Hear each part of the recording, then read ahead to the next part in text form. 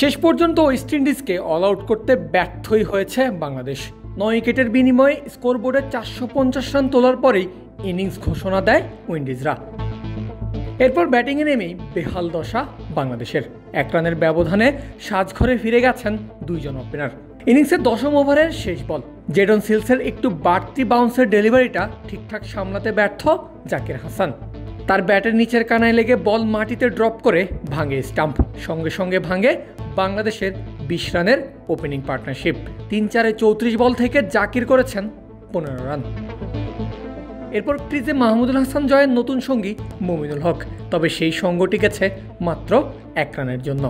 11তম ওভারে বলে আসেন আলজারি জোসেফ, আর অফ স্টাম্পের বাইরের বলে খোঁচা মারতে গিয়ে নিজের বিপদ ডেকে আনেন জয়। ক্লিপে সহজ ক্যাচ তুলে নেন আলিক অ্যাথনেজ। 33 বলে 5 রান করে ফিরেছেন বাংলাদেশের ওপেনার। আর 1 রানে 2 ওপেনারকে হারানো টাইগারদের স্কোর 21 রানে 2 উইকেট। সেখান থেকে দ্বিতীয় দিন শেষ হয়েছে বাংলাদেশের স্কোরবোর্ডে আরও 19 রান যোগ হওয়ার পর। টাইগাররা খেলেছে 20 ওভার, আর ওয়েস্ট ইন্ডিজ এখনও এগিয়ে আছে 410 রানে।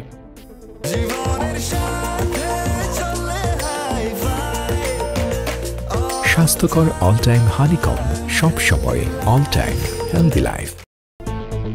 একটা জুটি উইকেটে থিতু হয়ে বড়সড় মাথা ব্যথার কারণ হয়ে দাঁড়িয়েছে। গড়ছে রানের পাহাড়। এমন সময় একটা সুযোগ এসেছে সেই জুটি ভাঙার, কিন্তু বোলার কিংবা ফিল্ডার কেউই টের পেলেন না তারা যে আসলে উইকেট তুলেছেন। এক কথায় অবিশ্বাস্য একটা সুযোগ হাতছাড়া করেছে বাংলাদেশের ফিল্ডাররা।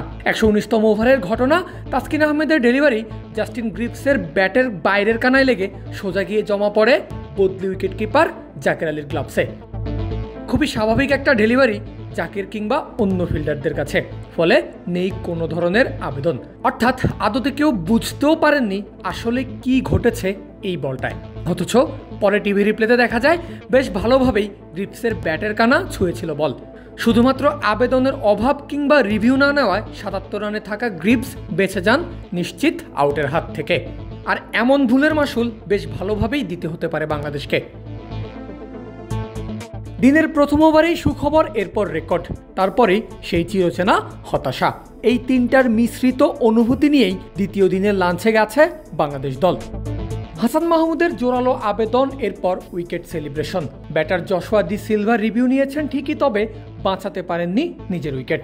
অর্থাৎ অ্যান্টিগা টেস্টের দ্বিতীয় দিনের প্রথম ওভারেই সুখবর বাংলাদেশ শিবিরে। তবে সবচেয়ে বড় সুখবরটা পেয়েছেন হাসান মাহমুদ নিজে, আর সেটা হলো রেকর্ড গড়ার সুখবর। গত মে মাসে শ্রীলঙ্কার বিপক্ষে শুরু করেছিলেন সাদা জার্সির আন্তর্জাতিক ক্যারিয়ার, আর বছর ঘোরার আগেই ভেঙে দিয়েছেন বাংলাদেশের টেস্ট ক্রিকেটের একটা রেকর্ড। ডি সিলভাকে ফেরানোর মধ্য দিয়ে হাসান তুলে নিয়েছেন টেস্টে নিজের 24 নম্বর উইকেট। বাংলাদেশি কোনো পেস বোলারের জন্য এটা সেরা ক্যালেন্ডার ইয়ার। এর আগে এই রেকর্ড ছিল শাহাদাত হোসেনের দখলে। 2008 সালের ক্যালেন্ডার ইয়ারে 23 উইকেট নিয়েছিলেন তিনি, যার জন্য শাহাদাত 14টা ইনিংস খেললেও রেকর্ড ব্রেকার হাসান সবে খেলছেন নিজের 13তম ইনিংস। শুধু রেকর্ড ভেঙেই থেমে নেই হাসান মাহমুদ, ব্যবধান বাড়াতে মোটেও সময় নেননি। একটু পরেই কেটেছেন আলজারি জোসেফের টিকিট। গুড লেন্থের ডেলিভারি, আগেভাগে শট খেলে ফেলেন উইন্ডিজ ব্যাটার, যার মাসুল তাকে দিতে হয়েছে জাকির হাসানের হাতে ক্যাচ দিয়ে।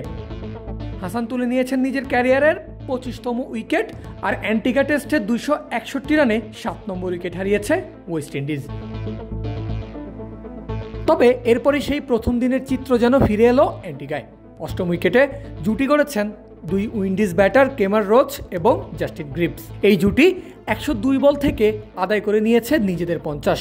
এরপর গ্রিপস তুলে নিয়েছেন ব্যক্তিগত 50। তাকে যোগ্য সঙ্গ দিয়ে এগিয়ে যাচ্ছেন রোচও।